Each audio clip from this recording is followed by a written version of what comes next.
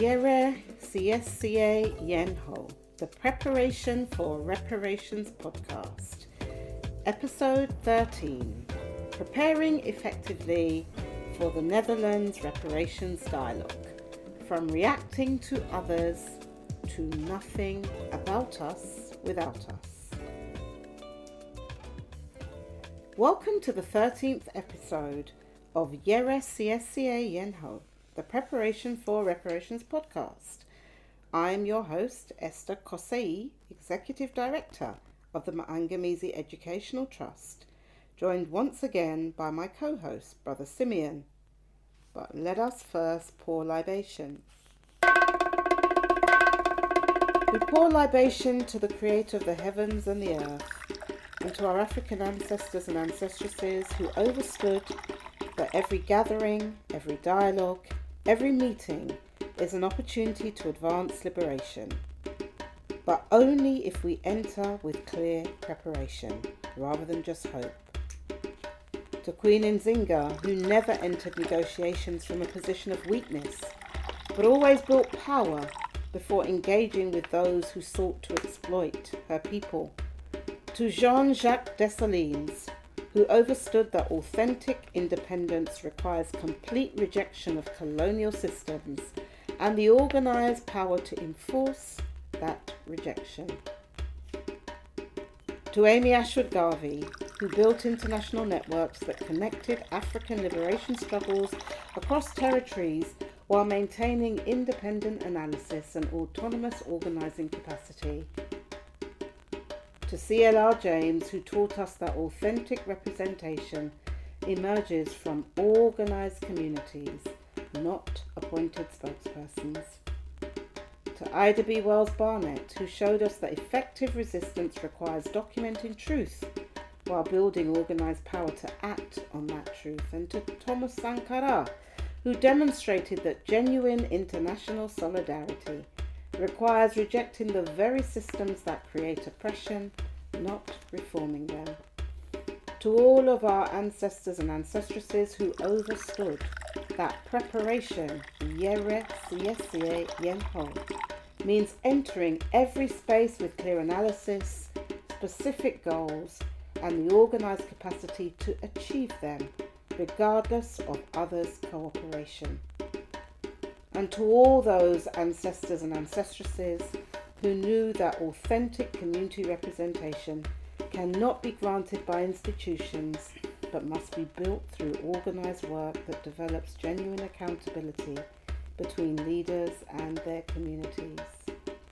May our words and works honour their wisdom. May our preparation transform dialogue into organising opportunity and capacity. Ashe, Ashe, Asheo. Greetings, family. Today we're addressing the Building Power for Reparatory Justice dialogue taking place between the 2nd and the 3rd of September in the Netherlands. A conversation between African civil society and CARICOM leadership that could either advance authentic community-led reparations or become another elite capture mechanism. Before we continue, we need to acknowledge that we're postponing our promised discussion on security culture and mutual aid for reparations movements. That analysis remains crucial as repression intensifies, and we'll address this in upcoming episodes. But this Netherlands dialogue requires immediate attention because it represents exactly what we discussed in episode 12, a moment where grassroots movements can either advance independent agendas or remain trapped in just responding to what others propose. Exactly, Brother Simeon. In our previous episode, we emphasised the fundamental difference between always reacting to what others propose for us versus setting our own agenda that forces others to respond to what we want. The Netherlands dialogue presents a perfect case study of this dynamic. The event's theme, Nothing About Us Without Us, addresses the representation crisis that we've analysed extensively. But having the right slogan means nothing if the actual structure reinforces the same patterns of elite control that have limited reparations organising for decades. But let's be clear about what nothing about us without us actually means and what it demands from those of us asserting it. This isn't just a catchy phrase or a polite request for consultation. It's a declaration of agency, a refusal to be objects of other people's policies, programs and initiatives rather than subjects of our own liberation. When we say nothing about us without us, we're declaring that we will not accept being talked about, planned for, or represented by others without having genuine control over those processes. It means rejecting the entire framework where institutions develop initiatives for us rather than with us, where our role is limited to endorsement or just criticism of what others design. The question facing anyone considering participation is, will this dialogue demonstrate genuine nothing about us without us, where African heritage communities control the agenda, decision-making processes and outcomes? Or will it be another forum where we're just consulted about initiatives others have already designed? What makes this particularly urgent is the broader context we're operating in. We're witnessing increased elite manipulation of reparations discourse, from the Dennis O'Brien phenomenon we exposed all the way through to various institutional initiatives that claim community representation without building authentic accountability mechanisms. But nothing about us without us demands more than just criticizing elite capture. It requires what we call dignified defiance, the organized capacity to reject initiatives that don't serve our interests while advancing alternatives that we've developed through our own democratic processes. This means having the analytical tools to distinguish between authentic partnership and sophisticated co-optation. It means having concrete alternatives to offer when we reject what others propose. And it means having the organized power to implement our own initiatives, whether institutions cooperate or resist. The Netherlands setting adds another layer of complexity. This is where the Dutch government has issued apologies for slavery while failing to implement comprehensive reparations programs. It's where The Hague positions itself as the city of peace and justice while hosting international courts that rarely address the ongoing impacts of the Maangamizi of European colonialism and African chattel enslavement. Most importantly, it's where the African diaspora in Europe have been organising for reparations for decades, building institutions, developing analyses, and creating networks that represent authentic community priorities rather than elite preferences. Now, I want to be transparent with listeners about my involvement in this forthcoming dialogue, which is advertised as Building Power for Reparatory Justice, a Root Synergy Roundtable Dialogue, preparing for the CARICOM Reparations Commission leadership engagement with Europe. So, I am the co-founder and co-vice chair of PARCO, the Pan-African Reparations Coalition in Europe. And PARCO co-founded the Stop the Maangamizi We Charge Genocide Ecocide campaign, which is the mother of the Maangamizi Educational Trust. There is an important continuity here. I was involved as a representative of PARCO in actually planning and organising this dialogue taking place in Netherlands. And PARCO is listed as one of the supporting organisations. The nothing about us without us framing, that's what we're discussing today, has been contributed to by PARCO's analysis and organising work.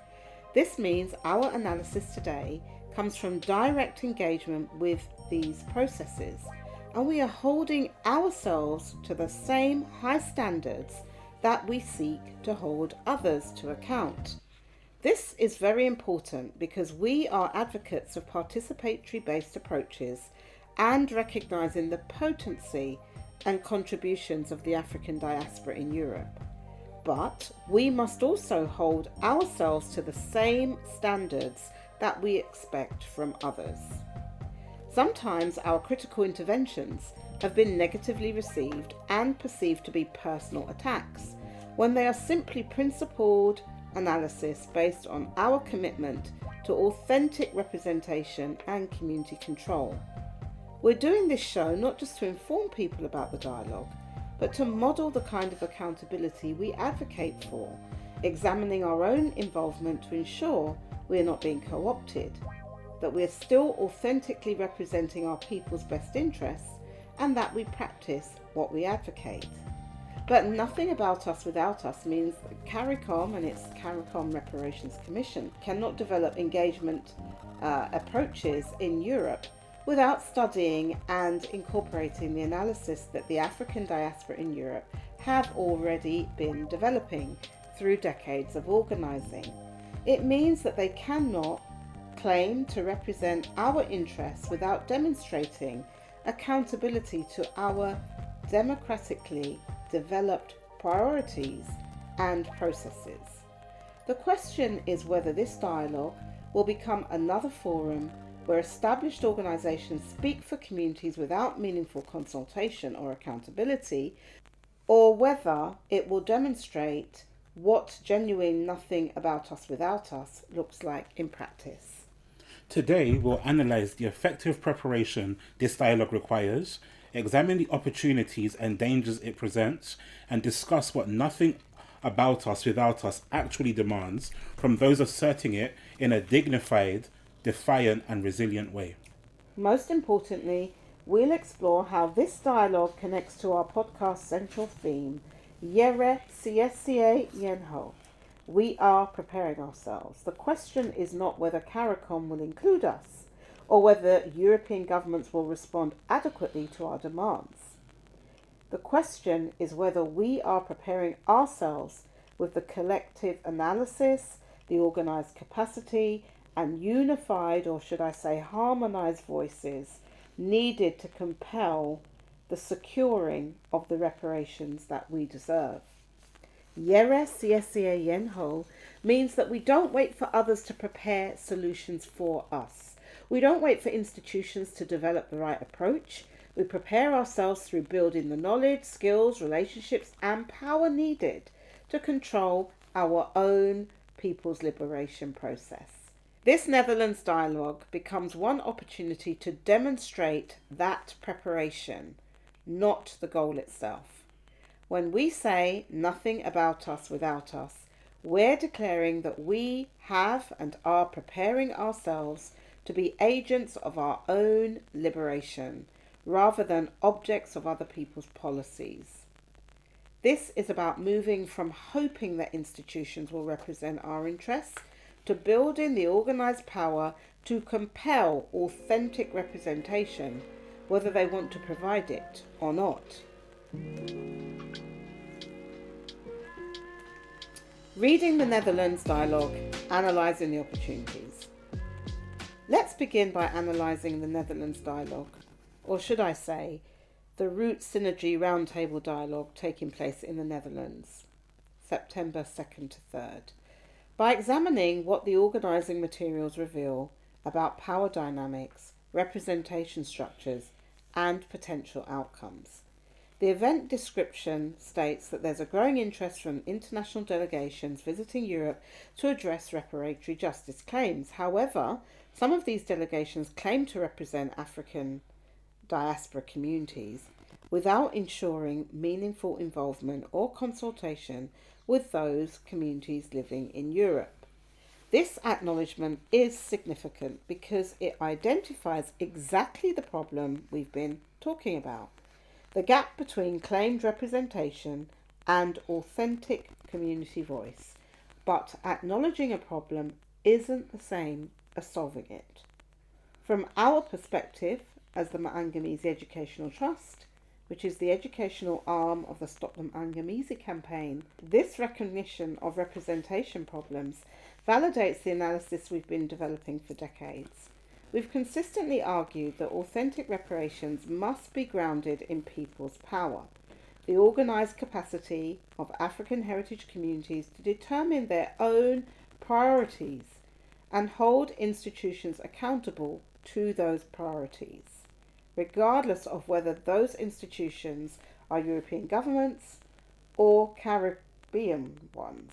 The response has been to establish a Europe Pan-African coalition on reparatory justice by Europe region African diaspora communities to bring voices together from across the African diaspora in Europe together, advocating for reparatory justice.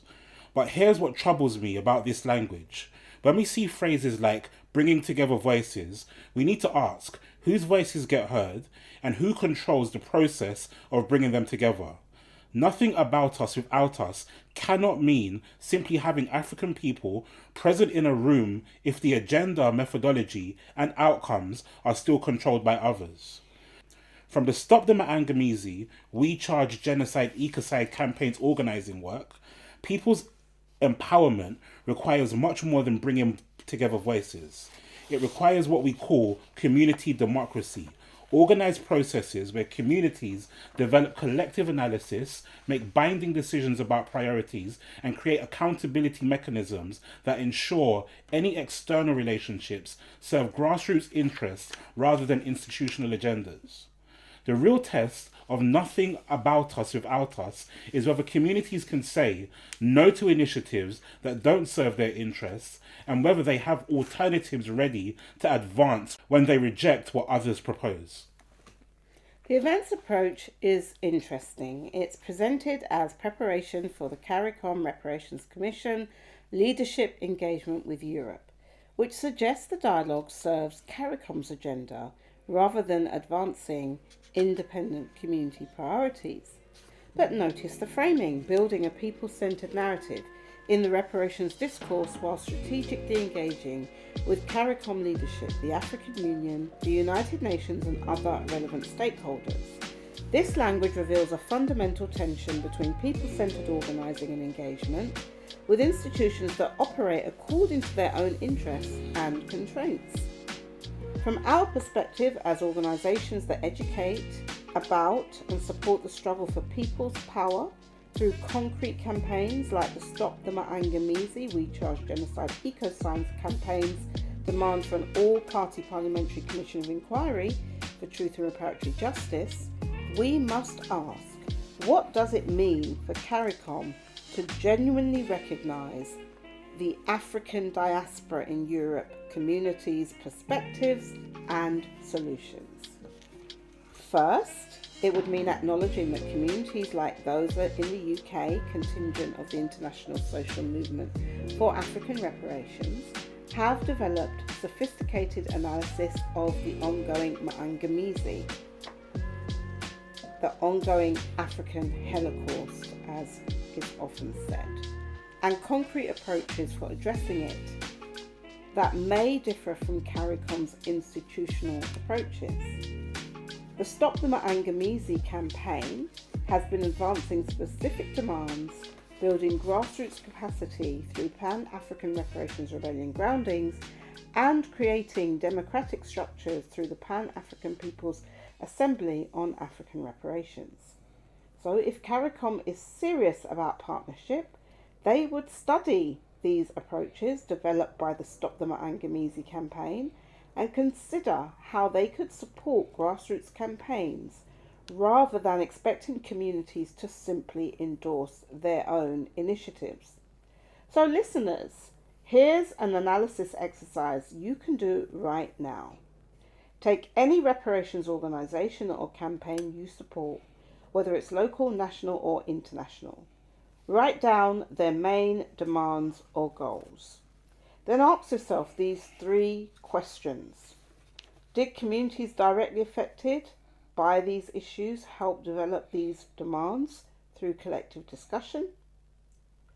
2, do communities have ongoing ways to hold this organisation accountable for how it pursues these demands?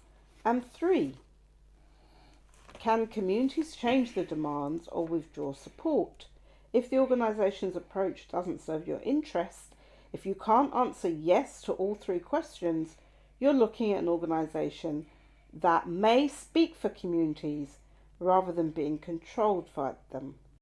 The programme structure provides more clues about power dynamics. Day 1 focuses on understanding reparatory justice through workshops on global reparations framework and international treaties and UN frameworks. This approach concerns me because it starts with institutional frameworks rather than community experiences and priorities.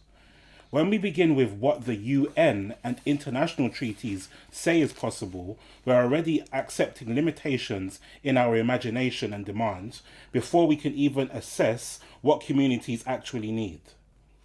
Compare this to the Pan-African Reparations Rebellion Groundings approach that was developed by the Stop the Maangamizi We Charge Genocide Ecocide campaign and embodies nothing about us without us by treating community members as analytical thinkers capable of analysing conditions and developing solutions rather than passive recipients of expert knowledge.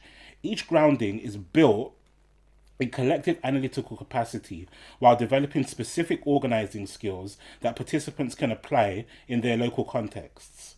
Nothing about us without us means we don't need permission from international frameworks to understand our own conditions or develop our own solutions.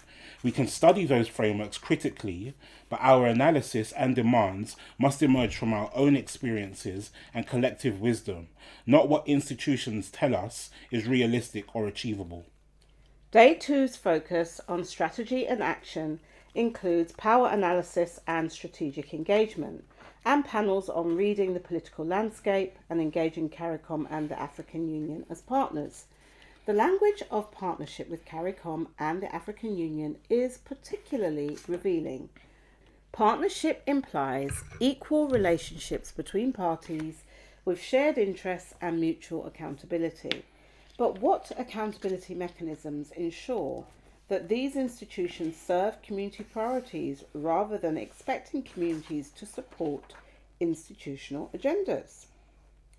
From the Maangamizi Educational Trust perspective, authentic partnership with CARICOM would require several concrete commitments that demonstrate recognition of our analysis and solutions. First, it would mean acknowledging that communities like those in the UK contingent of the International Social Movement for African Reparations have developed sophisticated analysis of the ongoing Maangamizi and concrete approaches for addressing it that may differ from CARICOM's institutional approaches. The Stop the Maangamizi campaign has been advancing specific demands, building grassroots capacity through Pan-African Reparations Rebellion Groundings, and creating democratic structures through the Pan-African People's Assembly on African Reparations. Second, they would need to recognise and support concrete campaigns that the African diaspora in Europe have developed through democratic processes. The All-Party Parliamentary Commission of Inquiry for Truth and Reparatory Justice, advanced by the Stop the Maangamizi campaign, represents exactly the kind of demand that builds cumulative power. It's specific, achievable, and creates institutional momentum for further reparations, while centering community testimony rather than expert opinion. Third, they would need to recognise and respect the structures that have been developed through this organising work for soliciting the views of communities and directly engaging them, particularly the African Reparations Rebellion Grounding process that builds collective analytical capacity, and the Pan-African People's Assembly model that creates authentic democratic participation in reparations discussions. Rather than creating parallel consultation processes, genuine collaboration would involve working with these existing structures that have been tested through community organising practice.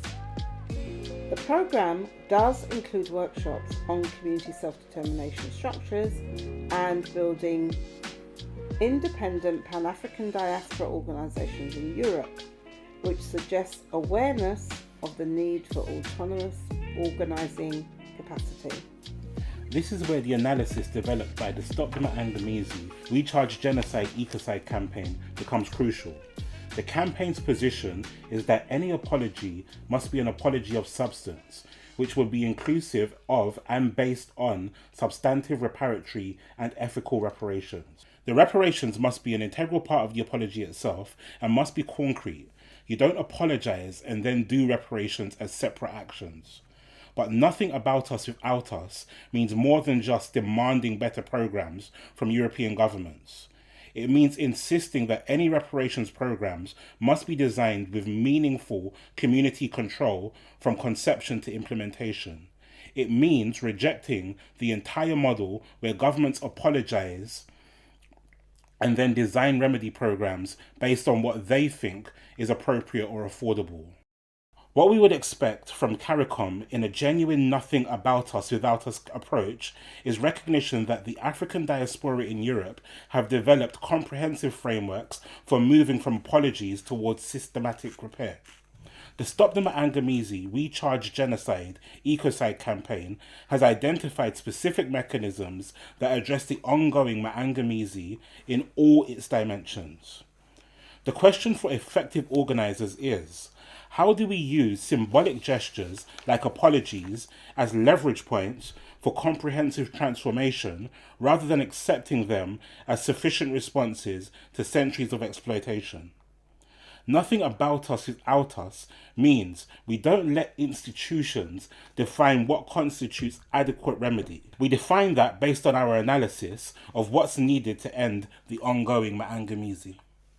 The organising coalition includes established organisations like the African World Studies Institute, Netherlands, the Landjevik Platform for Slavery, I believe it is, it's in Dutch, the National Reparations Commission for the Netherlands, the Pan-African Forum for People of African Descent, the African Union 6th Region High Council, NGOCA, the Europe-wide NGO Consultative Council for African Reparations, of course PARCO, Pan-African Reparations Coalition Europe, and we have INASAR, the International Network of Scholars and Activists for African Reparations.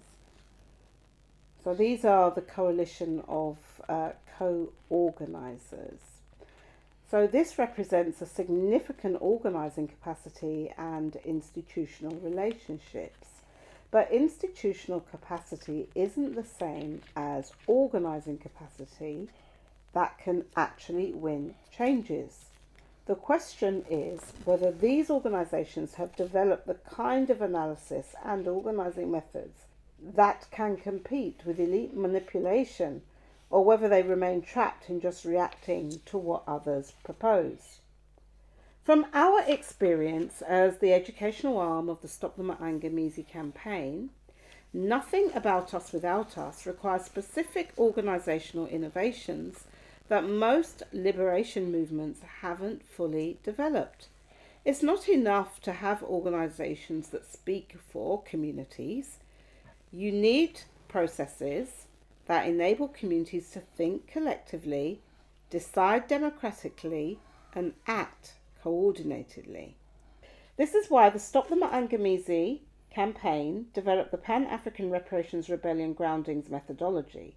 Each grounding is designed to build what we call collective intelligence, the capacity for groups of people to analyse conditions more effectively than individuals operating alone. Participants don't just share their individual opinions, they practice the kind of collaborative analysis that liberation movements require. The Pan-African People's Assembly on African Reparations, supported by the Stop the Maangamizi campaign, takes this further by creating structures for democratic decision-making about strategy rather than leaving choices to organisational leadership. The Assembly operates on the principle that to effect and secure real reparations, we need people's power, not just people in power. What we would expect from CARICOM is recognition that these community-developed structures represent solutions to representation problems that affect reparations organising globally, not just in European context. Rather than developing separate consultation processes, genuine partnership would involve respecting and collaborating with approaches that have been tested through the community's organising practice. Listeners, when you evaluate organising coalitions, whether for reparations or other liberation struggles, examine their organising methods. Do they have concrete demands that build collective power? Do they develop analysis through collective processes that build organising capacity? And do they create accountability mechanisms to prevent capture, or that prevent elite capture, I should say? The registration process reveals another dynamic worth analysing. Participation requires individual registration with personal contact information, which creates a database of participants that could be valuable for future organising or potentially problematic if security considerations aren't addressed.